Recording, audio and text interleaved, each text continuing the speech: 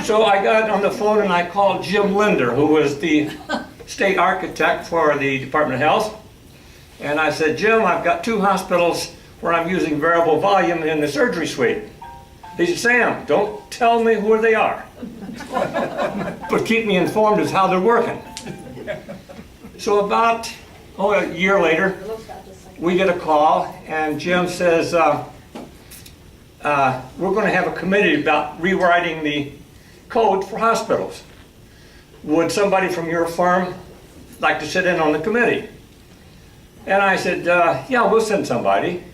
So we sent someone to the meeting, and they came back and reported, and we discussed it, and we kept going back and forth. And after about the 3rd meeting, he came back and told the firm, he said, well, we volunteered to write the code, because you can't write it with, like 30 people in the room. And so at lunchtime, for about 3 months, there's 3 or 4 of us would gather in our conference room, and we would take and rewrite the code.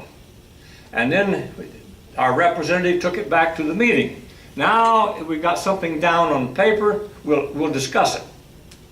Okay, there's 2 things that makes air better.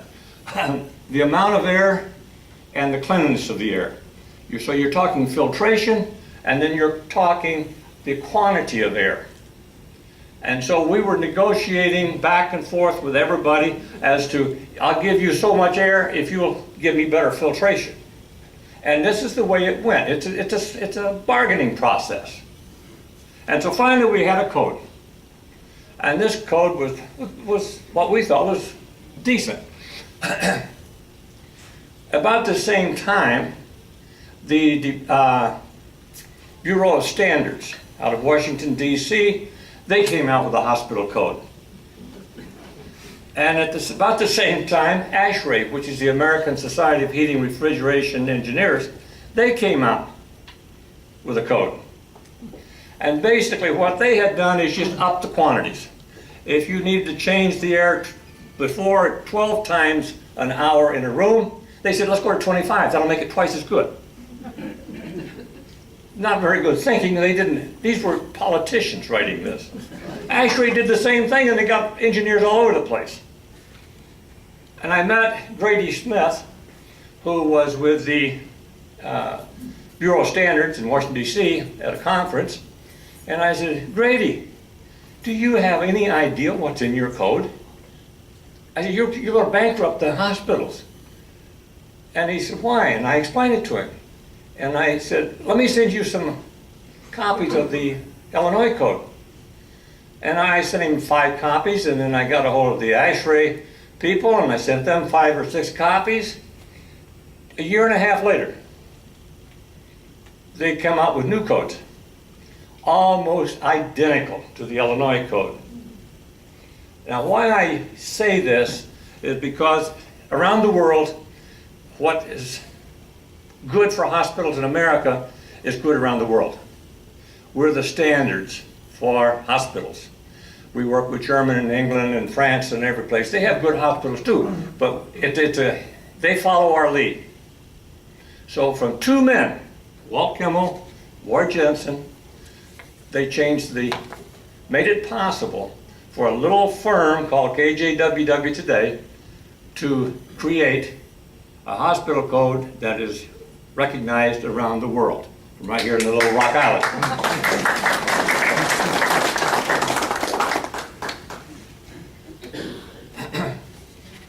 I retired from KJWW when I turned 60, and then at the end of the year, because I was a partner, and that makes it easy for the books to be balanced, and I get paid out.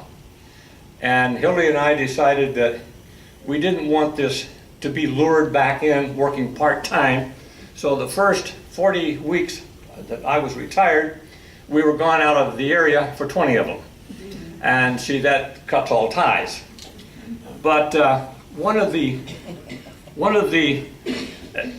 highlights of working with KJWW was a young lady by the name of Melissa Guthrie at that time.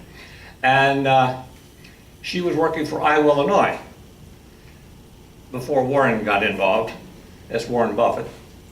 And they had energy program so that if you did something that saved a lot of energy, you could get a rebate. And some of these went up in the thousands and thousands of dollars. And so she did not know how to calculate all these savings. So she came to KJWW, and so we helped do all of this. So we got to know her, and she got to know a lot about energy. I'm sure we told her more about air conditioning she really wanted to know, but she hung in there. And finally, KJWW hired her to be in charge of marketing our wares. So when I joined the firm, there were 6 of us, engineers, and then of course I had a couple girls in the office. Today, it's what, 400 some? 500 people? So this little firm here in Rock Island that 2 guys formed has grown. And Melissa is still in charge of marketing there. She's married to Ron Oelke. I don't know if you've seen him on TV. He's with Genesis Healthcare Systems in charge of marketing over there. So if you want any marketing done, you got to see one of them. But I'll give you Melissa Guthrie, and she'll bring you up to date. Well, it's Oelke now. It's Oelke. Well, following Sam is always a daunting task after talking, because he's a great storyteller. So. And most of it's true. No, Sam is a true gem, and in many cases, he's like a second father to me. I moved to the Quad Cities in 1992 from the Peoria area, and not knowing a soul here in town, and so I missed my family terribly. And I moved here to take a job at Iowa Gas and Electric, like he said. Would you move a little closer to the mic? Oh, I'm sorry. Can you hear?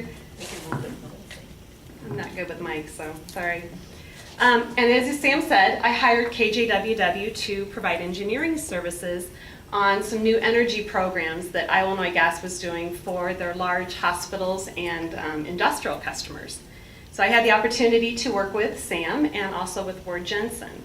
And I got to know Sam and Hildy, and they basically took me under their wing. And they invited me to their house. They had me over for dinners. They had me involved with their family activities, and made me part of their family. So for a young girl, single in the Quad Cities with no family whatsoever, it was a true blessing for me. So Sam became my mentor and my teacher. And he likes to tell the story that I didn't even know how to spell the word boiler when I met him. And the truth is, I didn't know what it meant or what it was. But within a week, he had taught me everything there was to know about HVAC systems and that KJWW designed. After the second week, though, we were in a meeting in his office, and he misspoke about something he had taught me about the week before, and I corrected him. And from then on out, it was a very deep friendship that we had. Anyway, Sam had me climbing on many rooftops in his teaching methods, usually without much advance notice. So here I was at Illinois Gas and Electric. I'd be all dressed up for work, and he'd call over and say, "Hey, we need to go to Deere & Company, and we're climbing up on the roof today." Typically, I was in a dress or high heels or my white wool pants, typically. So we would be climbing up on the rooftop. So that was Sam, always out teaching the best he could. But the same thing that Sam always had was the client at heart. And that was the foundation that he brought to KJWW. After working together for almost 3 years at Illinois, as he said, KJ called me up one day and said, "I want to start a marketing department, and we'd like you to come and work for us." So that was 18 years ago, and I've been there since. So I started working there in 1995, and I just noticed when you said earlier that you joined KJ in 1967, that was the year I was born. And the year I started was the year that Sam retired. So even though I'd worked with him 3 years prior, I only had a short time actually with him together at KJWW before he retired. So it's really unique and rare for me. I had the honor of working with 3 of the original principals, and not many people at KJWW can say that. So I had the pleasure of working with Ward Jensen and Sam Wray and Vern Wager. Walt Kimmel had already retired. In fact, I never even had the chance to meet him for it. I was employee number 92, and as Sam said, today we have 500 employees. So from a little firm, we've grown to be something quite large. At that time, I worked directly for Vern Wager. Maybe some of you have known him throughout the Quad Cities. He was our president from 1985 to 2003. What started, as he said, in Walt's attic, moonlighting, became a little cinder block building in southwest Rock Island. Of course, since KJ worked for many architects in the Quad Cities, they couldn't decide on which architect to hire to design their new building. So leave it to a bunch of engineers. They decided to call all the architects locally together, brought them over, fed them lunch, threw all their names in a hat, and drew one out. And that's how the building got built. Who did do it, Sam? I think Buckles and Milani. Oh, I didn't even know that name.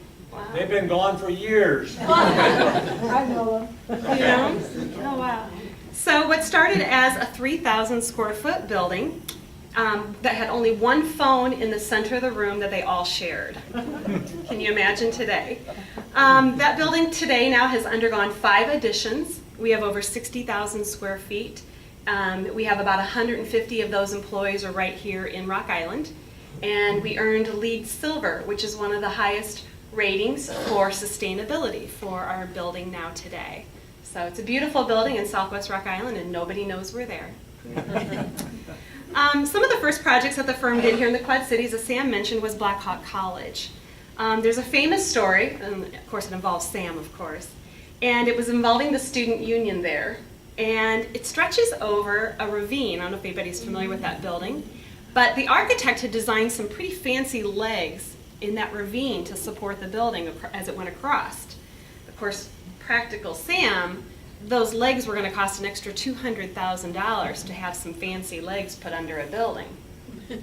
So Sam, of course, had to question the architect about it, and he said, you know, what would draw more people to this campus? A $200,000 gold nugget under a glass, or a fancy pair of sloping legs under a building? Sam used this analogy to prove his point about being practical and spending money. Of course, the architect's reply was, "You damn engineers, you just don't think right." True story. Some of the other projects that KJ did was the Eagle Food Stores. They did a lot of the distribution centers as well as the stores. A lot of work for Deere and Company, Bandag, University of Iowa, what's now Trinity and Genesis. Of course, they had other names before they merged. And then going over and moving into Iowa State University. They also started doing schools in Southern Illinois. And as Walt Kimmel's wife, Carol, was the national PTA president, she got him involved in some of those school districts down there. At one time, the principals got together and they got tired of driving to Southern Illinois all the time to do their projects and design them. So they decided to buy a share in an interest of a corporate jet, a little Piper Navajo. And some of the job sites were very remote down there in Southern Illinois back in the early 60s. And so what they would do is there would be no control tower. So they would fly over the job site and they would circle until a car there would take off and go over to the runway strip and pick them up. And if they circled and they didn't see a car leave, they kept circling lower. So they could finally figure out to pick them up and go to the strip. So that's how they started that. While engineers are often stereotyped, I'm here to tell you that some of it's true, but not all of it. They do have a sense of humor, and they're very devious in doing it too. They are engineers, of course. So there was the time that a young engineer rode his bike to work every day. He came out of work one day to find it sitting squarely on top of the roof. Or there was the time they lifted the little Volkswagen car of an engineer off the ground with cinder blocks. So it was just about an inch off the ground. When the engineer came out of work that evening, didn't see it, jumped right in his car, started it, stepped on the gas, and it went nowhere. There was also the time that one of the secretaries, she would sometimes on her lunch hour, she would go out and she would take a nap in her car. And the engineers got a really brilliant idea. They went out and took rope and started wrapping it all the way around her car. When she woke up from her nap, she couldn't open the doors. And she had to crawl out the window.